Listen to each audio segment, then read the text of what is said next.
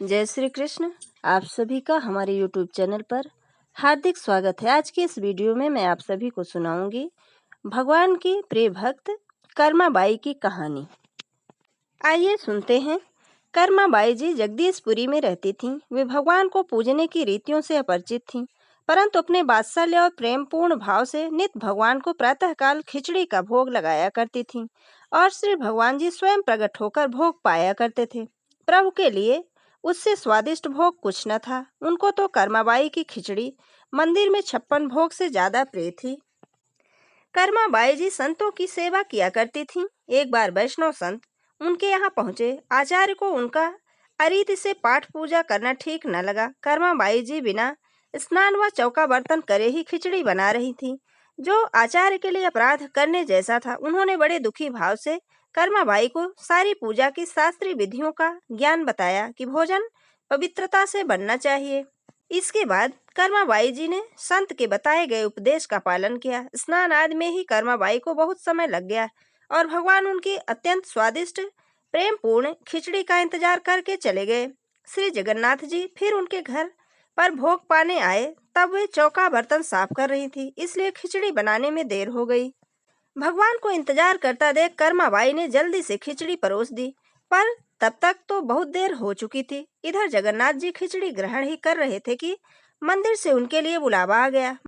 मंदिर का घंटा बजने लगा और भगवान बिना मुख साफ करे ही वह पूरा भोजन ग्रहण करे बिना ही चल पड़े। उनके मुख पर जूठन लगा देखकर पुजारी जी आश्चर्यचकित हो गए और उसने पूछा, प्रभु आपके मुख पर यह खिचड़ी कैसे? कहिए आप कहाँ से खिचड़ी खाकर आए हैं? भगवान के मुख पर खिचड़ी लगी देखकर पुजारी जी चिंतित हो उठे और प्रार्थना करने लगे, हे प्रभु, इस दृश्य को देखकर हमारी वाणी अवरुद्ध हो गई है। हमसे कुछ कहा नहीं जाता। आज हमने यह नई बात देखी है, कृपा प्रकट कीजिए।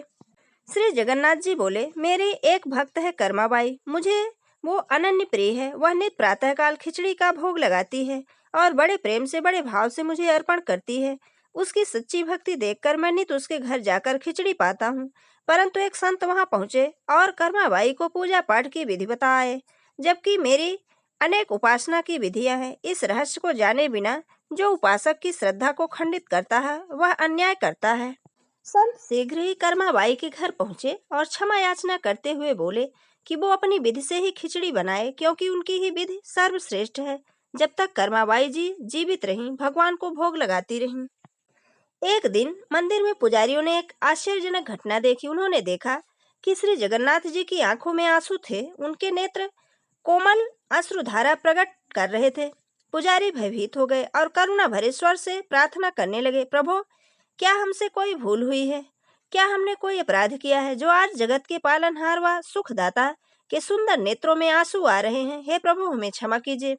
भगवान अपने भक्त को रोता नहीं देख पाए और तुरंत ही उत्तर दिए, नहीं, ऐसा नहीं है। आज मेरी प्रिय भक्त की श्वासों की डोरी टूट गई। वह मुझी को प्राप्त हुई, परंतु अब मुझे नित्य प्रातःकाल खिचड़ी कौन खिलाएगा? तभी से वहां के राजा की आज्ञा से आज भी प्रातःकाल 56 भोग से पहले श्री जगन्नाथ जी को कर्माबाई की खिचड़ी के नाम से भोग लगाया जाता है। जो श्रीहरि को पूर्ण भक्तिभाव, प्रेम व श्रद्धा से भजता है तो भगवान जरूर अपने भक्त के पास आते हैं। कौन कहता है कि भगवान खाते नहीं? भोग कर्माबाई की तरह कोई लगाते नहीं।